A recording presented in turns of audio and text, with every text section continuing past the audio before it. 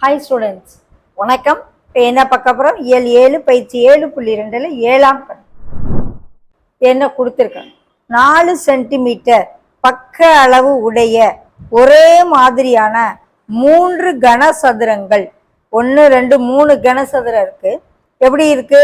4 centimetre பக்கம், எல்லாத்துக்குமே பக்கம் எவ்வளோ இருக்கு? 4 சென்டிமீட்டர் உள்ள ஒரு கனசதுரம், 3 கனசதுரம் இருக்கு. எத்தனை கனசதுரம்? 1 2 3 கனசதுரங்கள் இருக்கு.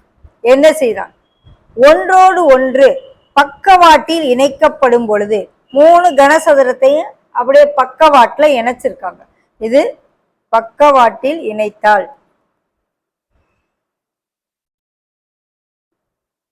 எப்படி ஆகும்? இந்த மாதிரி ஆகும். கிடைக்கும் புதிய கன செவ்வகமா மாறிடும். என்னவா மாறிடும்? கன செவ்வகமா மாறிடுது.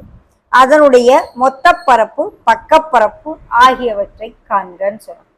இது 4 சென்டிமீட்டர் இருக்க 3 தான் நான் சேர்க்கும் பொழுது இந்த நீளம் மாறி 4 4 + 4 12 ஆயிரும் நீளம். இந்த அகலம் 4 அப்படியே இருக்கும், உயரமும் 4 அப்படியே. நீளம் மட்டும் மாறும். நீளம் மட்டும் 3 4 12 ஆயிரும், 12 சென்டிமீட்டர் ஆயிரும். அகலம் 4 சென்டிமீட்டர் அப்படியே இருக்கும், உயரமும் 4 சென்டிமீட்டர் அப்படியே. ஸோ எழுதுவோம். 3 கனசதுரங்களை பக்கவாட்டில் இணைத்தால்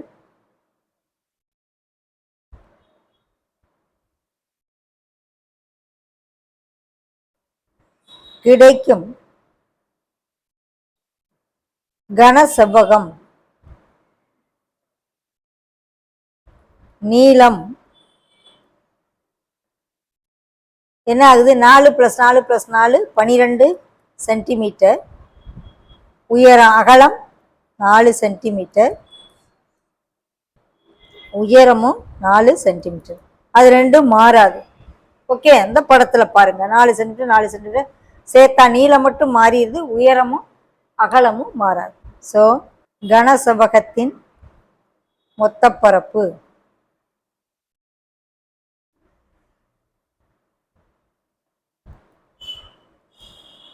ஃபார்முலா என்ன?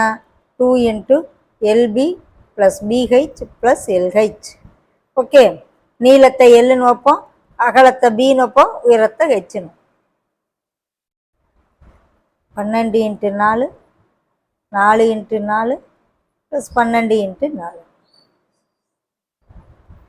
12 நாங்க 48, 4 16, 12 நாங்க 48 கூட்டி பெருக்கி போட்டுருங்க. ஓகே,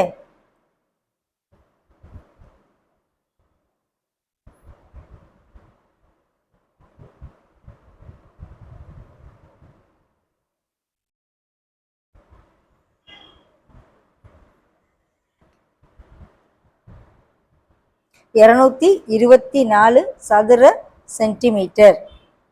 அடுத்து பக்கப்பரப்பு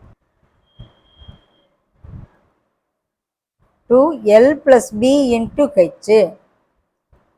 L 12, B 4, H 4,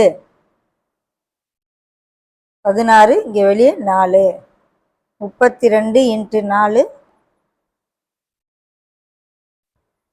சதுர சென்டிமீட்டர். ஓகே, 3 கனசதுரத்தை இணைச்சா கிடைக்கக்கூடிய கனசெவ்வகத்தின் மொத்த பரப்பு, பக்கப்பரப்பு ரெண்டுமே ஆன்சர். ஓகே, 224 128 கனசெவ்வகத்தின் மொத்த பரப்பு 224 சதுர சென்டிமீட்டர், பக்கப்பரப்பு 128 சதுர சென்டிமீட்டர்.